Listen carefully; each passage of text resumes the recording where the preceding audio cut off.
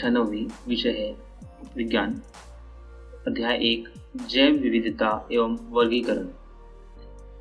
तो हम जैव विविधता की बात करते हैं, जिसको बायोडायवर्सिटी भी कहते हैं। हम अपने आसपास देखें तो हमें कई प्रकार के जीवों के समूह दिखाई देते हैं। इन जीव समूह के सदस्यों में भिन्नताएं भी हैं व समानताएं भी, जैसे कि घोड़े, बिल्ली, कुत्ते आदि जानवरों के समूह को दर्शाते हैं तथा नीम, बरगद, जामुन, अनार आदि पेड़ पौधों के समूह को दर्शाते हैं। यदि हम इन दोनों समूह के सदस्यों के लक्षणों की तुलना करें तो हम पाते हैं कि एक समूह विशेष के सदस्य अन्य समूह की अपेक्षा अधिक समान लक्षण रखते हैं। इन समूहों के सदस्यों को और भी छोटे छोटे समूहों में बांटा जा सकता है।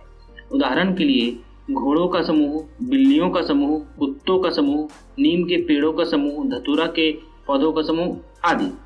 इन छोटे छोटे समूहों के सदस्यों की तुलना करने पर हम पाते हैं कि इनमें अधिकांश लक्षण समान होते हैं तथा ये लक्षण उन्हें अन्य छोटे समूहों से अलग करते हैं। ये लक्षण इस समूह के सभी सदस्यों से मिलते हैं, चाहे वह सदस्य पृथ्वी के किसी भी क्षेत्र विशेष में रहता हो। यही उस समूह विशेष के लक्षण कहलाते हैं तथा इन्हीं के आधार पर उस समूह के जाति की संज्ञा दी जाती है। उदाहरण के लिए हम मनुष्यों के समूह की बात करते हैं। सभी मनुष्य, चाहे वे पृथ्वी के किसी भी क्षेत्र में निवास करते हो, सभी में सुविकसित मस्तिष्क, त्वचा पर कम घने बाल पाए जाते हैं। इस प्रकार हम कह सकते हैं कि सारे लक्षण मनुष्य जाति के हैं, जो इन्हें अन्य जाति के सदस्यों से भिन्नता बनाए रखते हैं।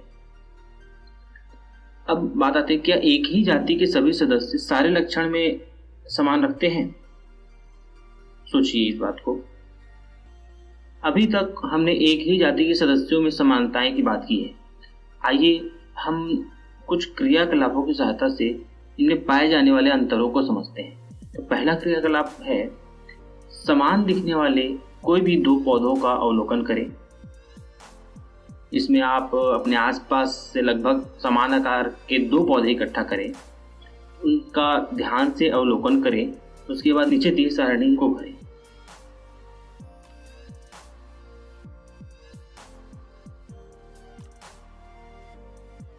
अब आते हैं क्रियाकलाप 2, जिसमें आप मनुष्यों का अवलोकन करें। इस क्रियाकलाप में कम से कम आप 5 बच्चों के समूह का चयन करें। नीचे बनी सारणी में आप उसको भरें।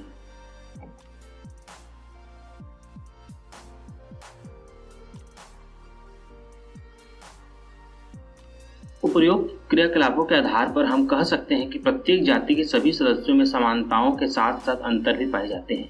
इन अंतरों को विभिन्नताएं कहते हैं। विभिन्नताओं के कारण ही हम एक ही जाति के सदस्यों में समान लक्षण होने पर भी उन्हें व्यक्तिगत स्तर पर पहचानते हैं। इन विभिन्नताओं के कारण ही हम किसी क्षेत्र विशेष में विविध प्रकार के जीव दिखाई देते हैं। किसी क्षेत्र विशेष में पाए जाने वाले जीवों के विविध प्रकारों को उस क्षेत्र विशेष की जैव विविधता कहा जाता है। यदि हम जैव विविधता को आधार मानते हुए पदार्थों और जीवों के बारे में विस्तृत व व्यवस्थित जानकारी प्राप्त करना चाहें तो हमें ऐसे प्रकार की आवश्यकता होगी जिससे हम आसानी से इन सभी का अध्ययन कर सकें। तो आइए कुछ उदाहरणों की सहायता से इस प्रक्रिया को समझने का प्रयास करते हैं।